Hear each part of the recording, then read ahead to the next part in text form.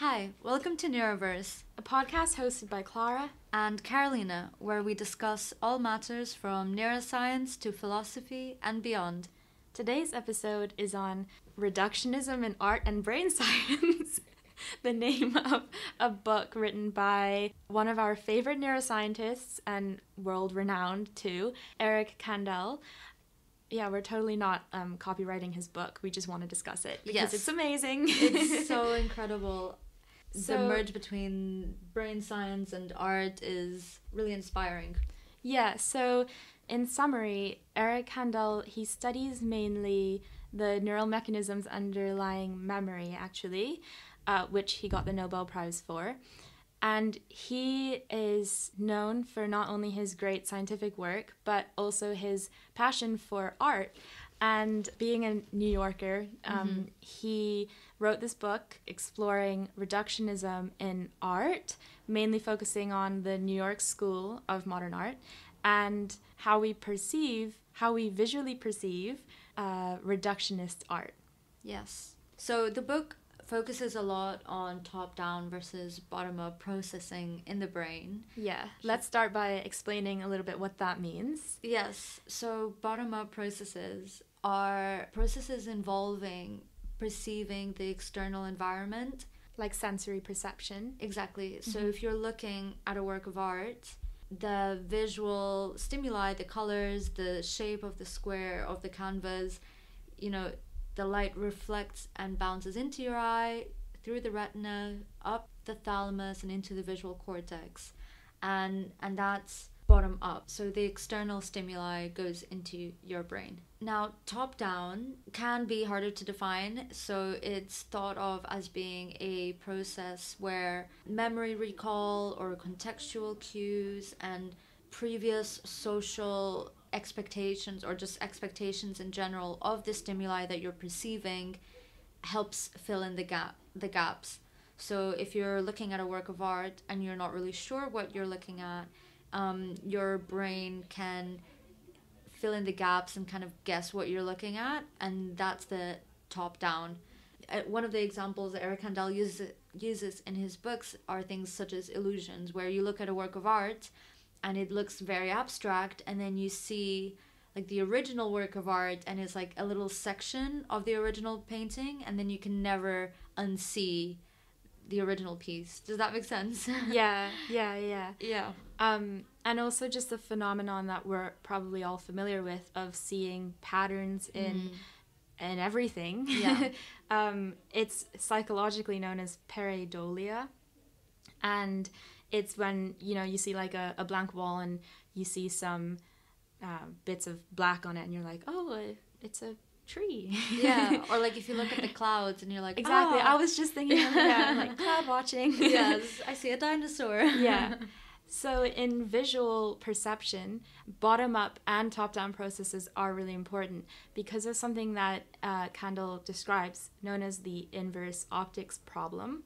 So it's just the fact that the way that we perceive visual information, so it's through light shining on the retina, and this creates a 2D image onto the retina, and so it can't actually describe all three dimensions of an object.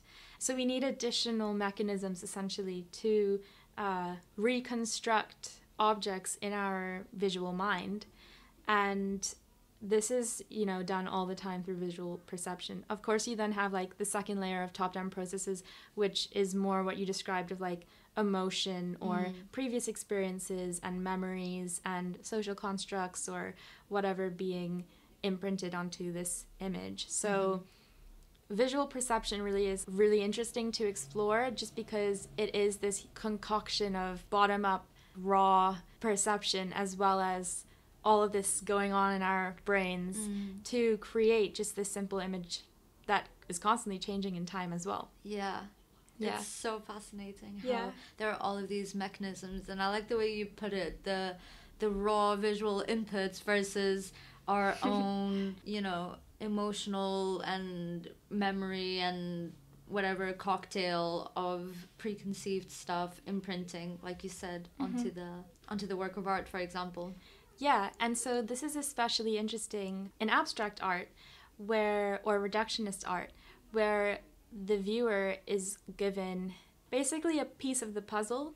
So the point in terms of how the brain perceives abstract art is that the viewer is allowed to fill in the gaps, Yeah. to allow their top-down processes to create something out of the piece, to participate in it, and to, in a way, through this process, learn about their state of mind at that time. And, like, what comes to mind when you see a black square with 4 dots in the right corner that are orange?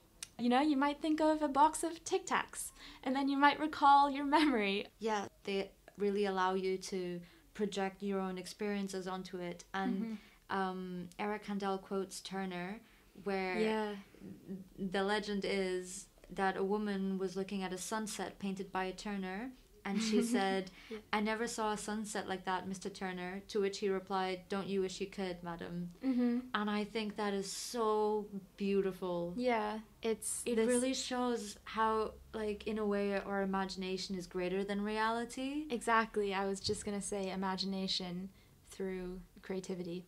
Yeah. And I also think this plays a little bit into an aspect of, like, the unknown and, like, like, what is real and what versus what is imagined. And Fernando Pessoa, who's one of my favorite Portuguese poets, he also talks a lot about that and how the dreamt and the imagined world is so much sweeter than the reality, and the fact that impressionist art and abstract art really allows us to do that.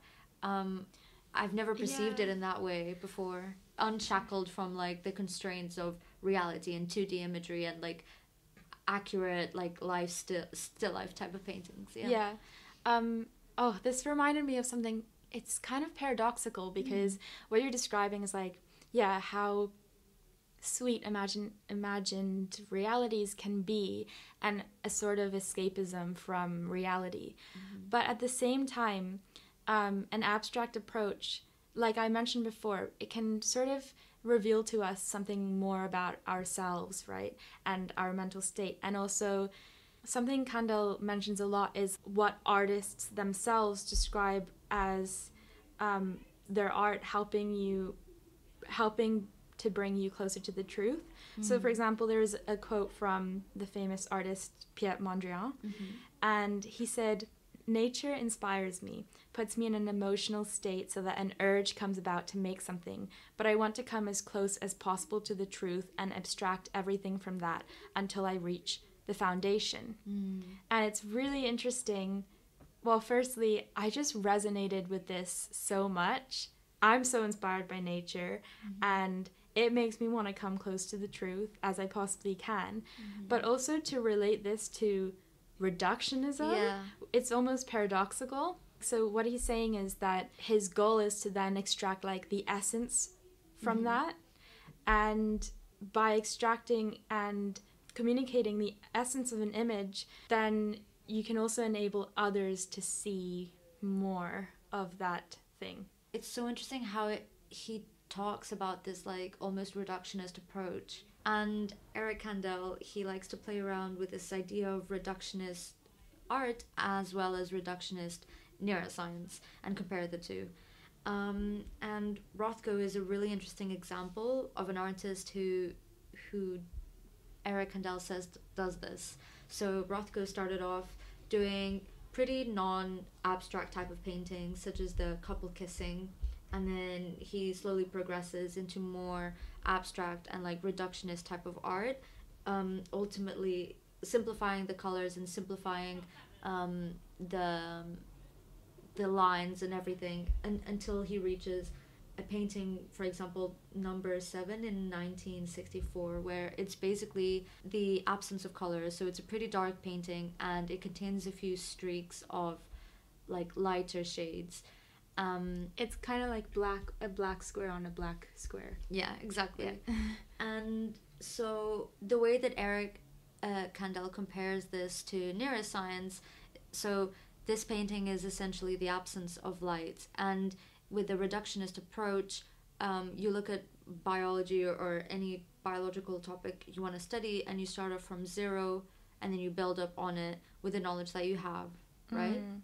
Oh, so as in the process of perceiving a painting such as this would be starting with nothing and building up in a way your imagination or top-down processes from that absence of color or visual stimulation?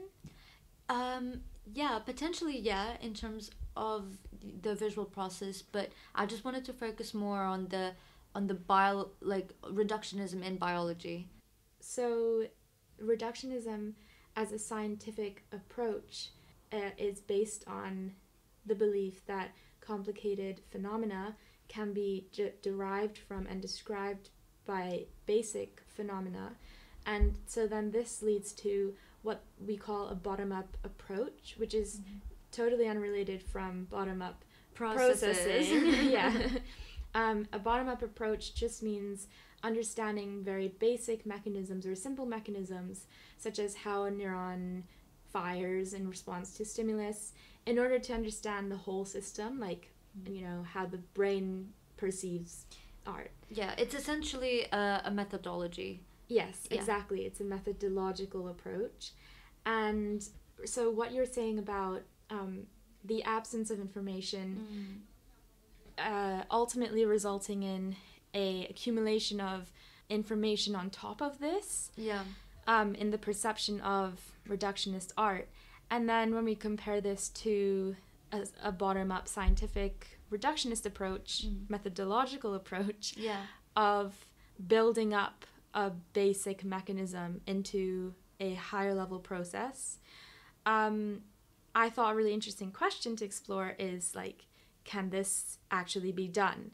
Is this valid? Is this a valid approach, you know? Like, can the system be explained by its basic parts? And something I came across, linked to evolution, of course, was that evolution, it doesn't just evolve processes or properties and then, you know, get rid of the ones that don't work. It evolves in a way that things are embroidered upon. Yeah, so it's more complicated than just like yes or no, and then the better option gets yes and the worse option gets no. It's just like constant evolution of multiple different aspects that eventually improves the system. And so this means that understanding the basic parts of the system, it will give you information about the system itself, but it won't tell you the whole story. Yeah. I think a popular quote when talking about this type of thing is, "The whole is greater than the sum of its parts," by Aristotle. Yeah. It's also like, see the forest for its trees. That's nice. Have you heard of that? No, I haven't. So this is in favor of emergence, not reductionism. Exactly, which is something that I talked about a bit in our episode on materialism versus dualism. Yeah. Because I like the emergentist view. Me too, definitely. Yeah. But it's ironic you say that, because don't you agree with a more reductionist view when tackling biological problems? I would say I believe that the bottom-up approach is probably as valuable as the top-down approach. So again, methodology. Methodology, not process. It's very confusing. They should come up with different names. Yeah. But I don't know. I prefer studying things from a bottom-up approach just because I feel like it's more difficult to assume basic principles from a higher higher level. Yeah. But if you understand a mechanism, even if it may not be the whole story, it is still a mechanism. It is still a player in the bigger picture. Yeah. And it's still a tree in the forest. Which you should see the forest for the trees. Yeah. So study the trees and you'll see the forest eventually. It might take millions of years. Yeah. And a lot of collaboration, but essentially science. Yeah, I see your point, and I think both approaches are valid. I just take a lot of inspiration from Francis Arnold. I mentioned Frances Arnold in our enzyme-directed evolution episode, where I describe how she won the Nobel Prize for discovering carbon binding to non-organic bonds, which is mind-blowing. But so essentially I take inspiration from her in that instead of doing what other enzyme evolutionary scientists do and start off from scratch and de novo models of literally constructing new enzymes based on our knowledge of enzymes, what she does is she takes whatever already exists in nature and then refines it. And perhaps it's slightly different approaching biology versus approaching neuroscience, so I'm coming from a slightly more biological perspective, but I think which is a bit ironic, because in neuroscience a lot of top-down methodology involves starting from psychology, like starting from behavior, and it's essentially starting from behavior and then going down. Yeah. I feel like that's how most research projects start off. You start off with a high level question such as how do we encode memories, and then cut down and go more and more detailed until you reach the molecular level. So on the day-to-day, we study it from a reductionist point of view, in that you start off, we look at the detail, and from the detail we can build a bigger picture. Actually, maybe that's more like emergence. Well, this is why I'm a big supporter of studying dynamics and mechanisms rather than just like properties of, say, neurons to understand memory. Because when you say properties, what do you mean? So rather than just like looking at the shape of the neuron or how many neurons are active, you need to like understand how they communicate with each other and how they are part of the system. Like by understanding how they're part of the system, then you understand the system. Yeah. Like by understanding, say I know everything about you. I know what you look like. Even if I know your thoughts, like maybe I still won't really understand human beings. Yeah. I definitely won't. You will just understand this one person. Exactly. Yeah. But like if I understand your relation with your family, your relation with your country, then we start to actually be able to understand human behavior and humans. Yeah.